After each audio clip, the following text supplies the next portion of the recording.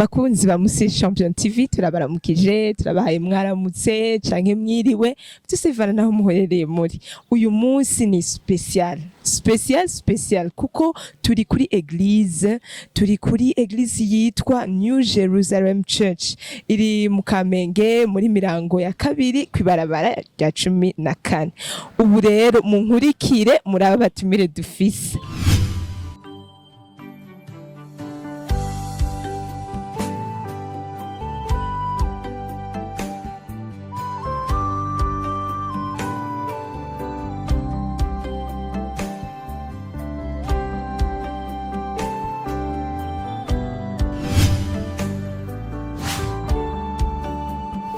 ndabaramukije Yesu ashimwe. Amena. Karibu cyane. Murakoze. Mumeze neza. Turashimira Imana. Okay, aho ni byiza cyane. Twebwe dukora kuri televiziyo yitwa Muri Champion TV. Nkuko twe twabasavye ikiganiro turabashimiye cyane kubona mwashoboye kwitaba. Hanyuma twagira tubasabe mwidondore abariko baradukurikira kugira bashobore kumenya abo turi kuvugana baribo. Murakoze cyane. Izina ni Madame Gloriose, nkaba nkorera ubutumwa bw'Imana muri Eglise Jerusalem. Eko. Murakoze cyane. Jewe ni Cishahaye Emmanuel. Na jewe nyene nkuko mugenzanja bivuze nkaba nkora igikorwa c'Imana ngaha muri sengero ya New Jerusalem. Ego. Okay, murakoze cyane gose Madame Gloriose mwamubonye hamwe na Papa Emmanuel muriko muramubona. Ndashaka ntatevye ndababaze ku kibazo ca mbere ni murabona ibiriko biravugwa hanze kuvyerekeye uburinganire hagati y'umugabo n'umugore. Madame Gloriose murubatse sinzi? Ego cyane turubatse. Okay, mufise abana bangahe? Abana 4. Namwe Papa Emmanuel mwoba mwubatse? Naciye nyene ndubatse mfise abana 3. Okay, aho ni vyiza. None mugerageje kumbwira mubwe muri abakozi b'Imana kuvyerekeranye uburinganire hagati y'umugabo n'umugore. Mubwe ico kintu mukivuga kwiki kuko muri iyi si nico kintu kiriko kirapromotingwa cyane ko kiraduzwa hejuru cyane gose. Mubwe murakivuga hiki? Murumva bikenewe? Murumva ari vyiza cyane? Ego murakoze cyane. Nibaza ko umugabo n'umugore kuvyo ndiko ndiyumvira ntibashaka kungana. Jambo ry'Imana riravuga yuko umugabo yama ari umutwe w'urugo. Kandi ngo twege twavuye mu rubavu. Ntitwoshobora kungana rero. Umugabo yama ari hejuru y'umugore. Ego niko ndavyiyumvira kandi niko biri. Nta na rimwe umugore yigera angana n'umugabo. Okay. Murakoze cyane. Hama Papa Emmanuel namwe mukivuze kwiki? Murakoze gose. Ico ni kibazo camakiriko kiratera impari kandi gitera ingorane. Ico noshobora kubarira abantu nuko mu gihe abantu bari kubararondera inyishu batisunze ingingo Imana yonyene yashinze, isi zokwamira mu ngorane. Nukuvuga novuga yuko Bibiliya novuga ni nka constitution. Ni gitabo ntarengwa kirimwe amategeko yose. Uvuye muri Bibiliya ukaja ahandi ico twokwita mu gifaransa ubuderafye, ubuhushije utegerezwa kugira ingorane iyo wagiye. Nukuvuga Imana irabifise neza cyane, yarabiduhaye neza, ibintu biri clair. Twibukanije kuko twisunga Bibiliya. Imana mu kurema umuntu yatanguye kurema Adamu. Mu nyuma yonyene irabona yuko bidakwiye ko abaho wenyene, irema Eva. Uko yaremye Adamu siko yaremye Eva.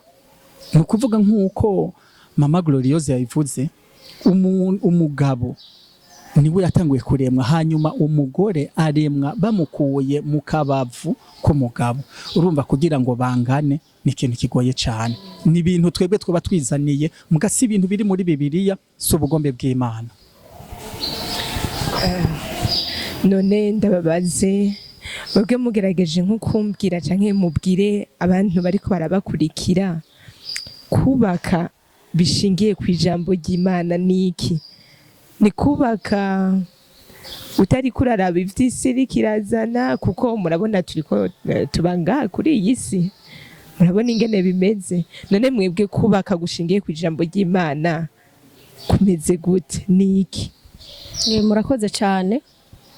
Kubaka ubakiye ku ijambo ry'Imana biri muri Bibiliya. Ijambo ry'Imana ngo niryo tanguriro ry'ubwenge. Iyo wubatse utubakiye ku ijambo ry'Imana, umuyaga uraza ugahenura inzu wubatse.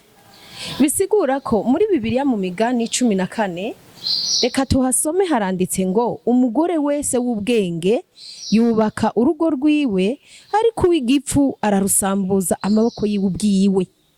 Nukuvuga yuko uw'ubwenge iyo haje nk'umuyaga hakaza nk'ugushwana entre yabubakanye umugabo n'umugore, ntuca wirukanga ngo ubibwire abanyagahinga. Nimba uzi ko wamenye Imana by'ukuri, genda upfukame mu nzu yawe usenge, kuko igihe wagira mariage wagiraniye ubusabane n'Imana. Ndiko ndabwira ugwaruka bw'ubu mu kugira bubake, nibabanze basenga Imana, babanze babaza Imana, eske ruriya rugo nzoronkamwe amahoro? Hariho iki gihe bariko barubaka bijana bishongora, ariko iyo ubanje kubaza Imana nukuri, nubwo hariho benshi batavyumva, ijwi ry'Imana uraryumva riragusanga, rikakwemeza neza ko mugiye kubakana ari wazokubera umugabo. Naho ndiko ndavuga nti abariko barubaka iki gihe ndabahamagarira kubanza gusenga Imana. Nitujane ibishobisho, nitujane vya bindi bavuga ngo uri yarafise, oya banza urabe ko indani mu mutima wamusavye Imana. Mu gihe Imana yagukonfirmye ati nuriya, uraca wemera, kuko byose tubikura muri Bibiliya. Uzurabe kenshi iyo umugabo n'umugore bahwanye bose bari ku Mana, ibyo bagira byose, ibyo bovugana byose mu nzu biba neza, kubera biba bice mu bugombe bw'Imana. Ariko babandi bijana intambara mu rugo, kuja kuvuga hanze uwundi, ariko uzi ko wamize akabuye k'Imana, muricarana mukavugana, mbega ahagenze nabi ni hehe, ugasaba pardon, kumbure nimba wamutsitaje, ukamenya iryo banga ryo gusaba pardon. Abantu bubu iki gihe nta pardon tugisaba.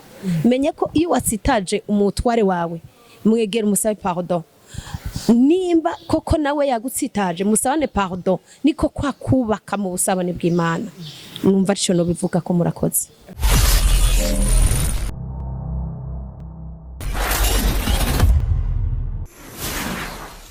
Papa Emmanuel, namwe mukivuze kwiki? Jewe ico mvuga ni ca kindi nyene, burya iyo ukoze ibintu utisunze Bibiliya ni kibazo, ubwo uronka ikibazo. Bibiliya iratubarira neza mu Banyefeso 5:33 niho batubwira neza na neza ingene dutegerezwa kubana. Mu gihe umuntu aciye iruhande, hari ibintu bariko barazana ubu muri iyi minsi, bimaze iminsi bivugwa ngo umugore n'umugabo ngo bangane, ngo ibyo ni kubwabo mugasi kubw'Imana. Ivyo ni kubwabo mugani si kubw'Imana. Mu gihe rero mu bisanzwe bagomba gukorera ku bugombe bw'Imana, turisunga iki kintu, ijambo ryanditswe mu Banyefeso 5:33 haravuga bati, ariko namwe nyene muntu wese ukunda umugore wawe nkuko wikunda, umugore nawe yubahe umugabo wiwe. Ibyo ni ibintu bitomoye. Mu gihe umugore azoba yiteze ko ashobora kuja hejuru y'umugabo, azoba ari kibazo, kuko iyo agiye kumuja hejuru ntaba kimwubasha. Or uko twumva ngaha Imana uravye no mu buzima busanzwe, mwashaka tubivuge mu buzima busanzwe, umugabo ko ameze n'umuntu ashaka icubahiro, sivyo? N'umuntu yamashaka icubahiro, donc ahageze umuntu amwubahe. Nukuvuga iyo ageze mu rugo iwe agasanga mengo hari uwundi muntu yigize umugabo, aho insinga mu mutwe zitangura gukoranako, kuko umugabo ni umwe mu rugo, umugabo ni wari hejuru ya byose. Hanyuma umugore nawe ikintu nyamukuru aba arindiriye ku mugabo, aba murindiriye ku rukundo, kandi burya ni automatique. Iyo umugabo akunze umugore, umugore avamwe akamwubaha. Iyo umugore atanguye kwereka umugabo yuko amwubaha, umugabo automatique umugabo acamukunda. Niko bimeze. Mu gusabye umugore ngo nakunde umugabo, usanga hari ikindi kintu kivamo. Umugore ntategerezwa gukunda umugabo, ahubwo umugore ategerezwa kubaha umugabo. Tucumvikaneko. Ego, nico gituma hajya mu ijambo ry'Imana mwese n'abatarisoma muraryumva. Iyo bariko baraganisha abageni, barabarira ati wa mugore we urubaha umugabo, wa mugabo we urakunda umugore wawe. None bigenda gute kugira ngo dushake yuko dukundana? Yega je hari ikintu namvuga abantu bagatwenga. Umugore n'umugabo ntibakundana. Umugabo ni wakunda umugore, umugore nawe akubaha umugabo. Niko bitegezwa komera. Ubihinduye ngo bubahane canke ngo bakundane, hari ikintu kitaza kugenda neza. Umwe wese afise ico Imana yamuhaye, devoir Imana yamuhaye, ategerezwa gukora, ugasanga ibintu noneho mu rugo bigenze neza. Kandi noneho uzi yuko umugore yavuye mu rubavu rw'umugabo, none uri umugabo ufise umutima, reka ndayivuga uko ufise umutima, wokwanka gute urubavu rwawe? Wokwanka gute urubavu rwawe? Utegerezwa kumukunda kuko ni rwawe n'umugabo. Aha no mu banyefeso mu bigari je crois, hari aho bavuga yuko umugore niwe yaremewe umugabo, si umugabo yaremewe umugore. Oya, nukuvuga yuko mu gihe uzi yuko umugore ari urubavu rwawe, ari amaraso yawe, nitegeko uteza kumukunda. Kujya atamuntu akubare ngo ukunda umwana wawe, uteza kumukunda.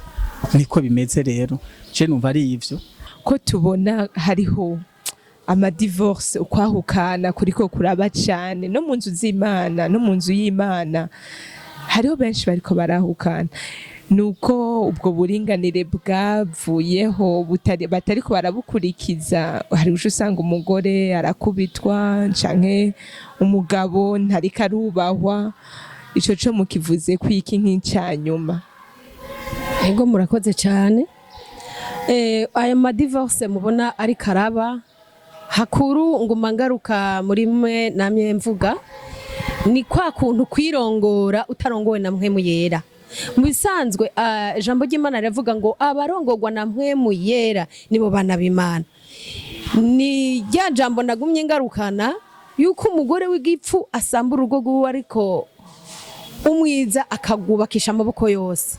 Ni hahandi havugwa kantu indani mu rugo ukaca usanga wakarengeje agahinga aho kwicarana n'umutware wawe mu kiganire. None ni wabirenganya agahinga nibo baza guha solution iva ku mavi, solution iva kububaha Imana, solution iva hariho abashobora ego amadivorce kuba basenga. Hajya gikuru nuko hataba habaye gutahurana. Mu gihe utahuye umugabo wawe nawe akagutahura, nibaza ko nta divorce yoba. Mugabo mu gihe utubatse warasenze n'iryo rya jambo ry'Imana nagumye ngarukako, urugo rwawe ruzosambuka. Ahubwo nkahamagarira cyane kwinjira mu ijambo ry'Imana, tugaha umwanya ijambo ry'Imana, tugasoma Bibiliya. Muri Bibiliya mu itanguriro no mu migani no muri Yesaya barabivuga cyane mu majambo yerekeye kubaka, no muri Petero. Rero nugusenga. Je mbona udasenze ntacu utora, kuko nabajya basenga ni babandi bariko barashwana, ni babandi wumva ngo nta muhamagaro bafise mu majambo makeya. Ariko iyo ufise umuhamagaro wumva ico gisigura mpwemu yera, wumva ijwi ry'Imana, kameme no kuryubaha uraryubaha, ukumva icyo mwe muyera kubwiye. Rero aya ma divorce menshi muri ko murabona ariko arava ku bintu by'amafaranga, ubutunzi, bagapfa ubutunzi, ariko byaba ngombwa yuko ivyo umugore atunze umugabo abimenya, ivyo umugabo nawe atunze umugore akabimenya, ndimwe ntihabe kunyegezanya, hakaba ukuvugana ukuri, akamenya amafaranga utunze nawe akamenya ayo utunze, byose urumva nubwo wowe uri umurimyi atari amafaranga, nubwo wowe ufise amaparcelle, urumva byose bikaba mu kumvikana, bikaba mu gusangira, ntaguhishe ntumuhishe, uko niko kubaka kukuri. Ayo madivorce rero wumva ni babandi usanga banyegezanya, nta kuvugana ukuri kurimwo, kuko ukuri kuri mu ijambo ry'Imana. Iyo rero kuri mu ijambo ry'Imana utari kurabigendera, sata aca baja hagati mugasambura. Ariko iyo wubaha Imana imisi yose mwubatse neza, sino guhenda, maze kugendera ingo nyinshi, ni nyinshi ziduhanuza, izama zasambutse zirasambuka, ariko kenshi iyo tugeze kumvisha ijambo ry'Imana tukabahanura, kenshi barabigenderako. Naho rero ndiko ndavuga nti mpamagarira abamama, mpamagarira abakobwa mu kugira ngo barongogo canke wa musore uri kuranyumva, banze usenga Imana, senga Imana banze uyibaze, yiha umwanya. Abana ko mubona yuko umukobwa ngo ni mwiza yisize, ega zisiga mugabo yisize hejuru ari ndani ntavyuzi, banze usenga Imana. Niko numva no bivuga, no bahamagara kubanza kwinjira mu ijambo ry'Imana kugira ngo kameme bamenye ijambo ry'Imana niki, nukuri n'ubugingo turarijya, tukariryamamo, tukagiyoga, tukagiyorosa.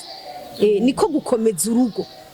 Hari n'ahandi havuga ngo haragowe wubakiye ku mucanga, ariko ngo wubakiye ku rutare rw'Uwiteka ngo azokwama ashimangiwe iteka ryose.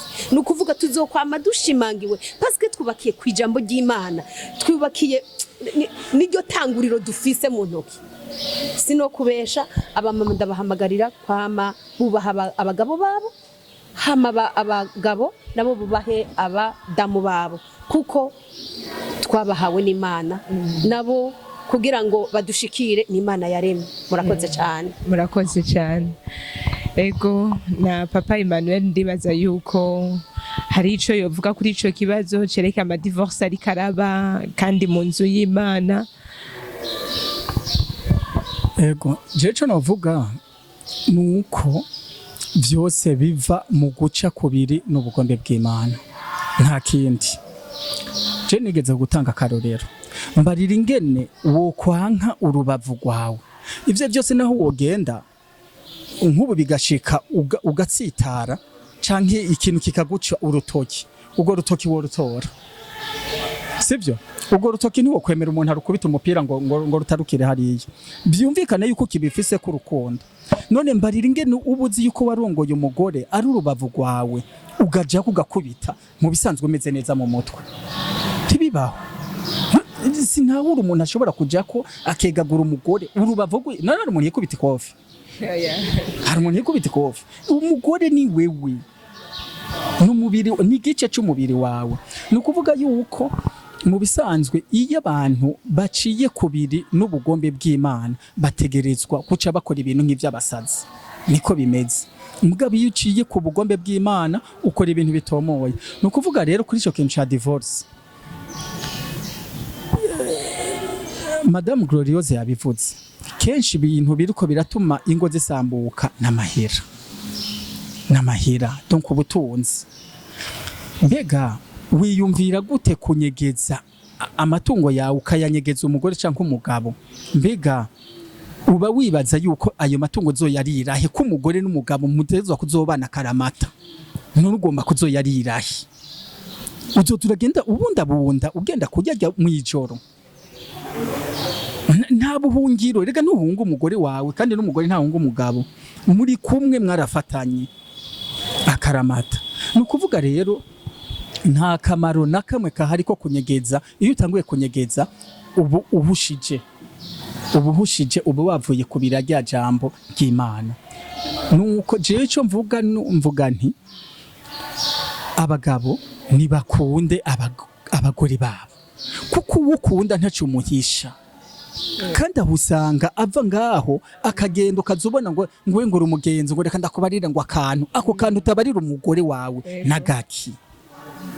je nohamagarira abagabo nugukunda nimubagirire confiance hari abantu ushobona ngo reka ngo baye ngo ntuzi ngo umugore ngo zuramubarira byose ubu rero ntakira umugore wawe finalement je niko ndabivuga ntakira umugore wawe kuko ari umugore wawe ni gwa rubavu rwawe none nk'ubu uryoherwa ukanuye ijisho rimwe ushaka gukoresha irindi naryo ribona ibyo uri kurabona n'umugore wawe kubera ari igice cy'umubiri wawe atezwa kumenya ibyo uzi umugore nawe ariko akamenya yuko ategerezwa guha cyacubahiro umugabo bica bigenda neza musanga urugo n'ukuri naho muba muri bukene musanga mwibere mu paradiso ubukene ntabwo mubona kubera iki burya igihambaye samahera abantu barirukira amahera none kubera iki buraya abantu birwa bariyahura wibaza ngo nuko arabakene kuruta muri Afrika si uko arabakene kuruta muri Afrika bariyahura kubera iki ingorane bafise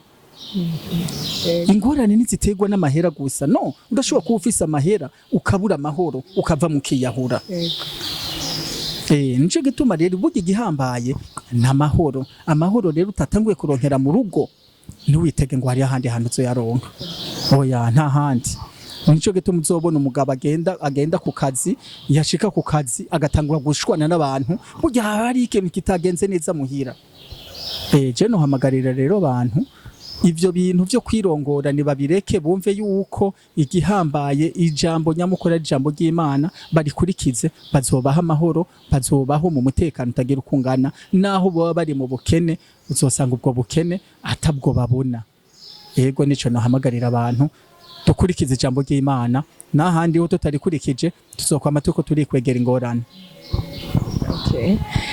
Je ndumva yuko tuganire ku bintu vyiza cyane ibintu vyubaka ibintu bigiye kubaka ningo nyinshi cyane naganda bashimire turashimiye abatumire bacu turashimiye mama Gloriose na papa Emmanuel n'abakozi b'Imana bakora muri rushengero twababwiye ubwo ariko ni New Jerusalem Church hama ikindi naco novuga sinzi ko mama Gloriose yodufasha tugasenga gatoyi eko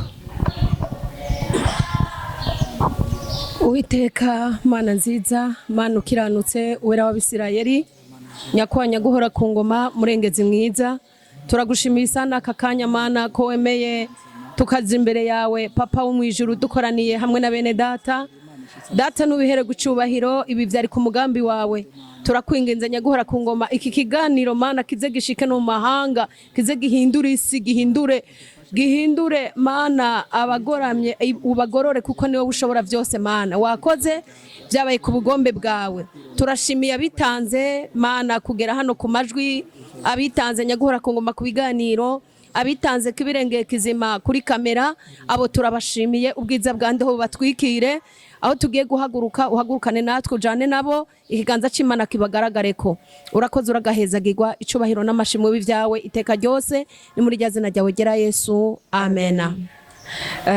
Turashimiye cyane gose abadukurikiranye kuva emission igitangura gushika kuri uyu mwanya twagira tubabwire ntimwibagire gufyonda subscribe kugira partage ikindi naco na like commentaire ntuyibagire wewe uhejeje kukiraba kugira utubwire ngene wabibonye ico washoboye kwigako murakoze cyane hama kuri micro mwari kumwe na Belicia nyuma ya kamera hari Sami bye.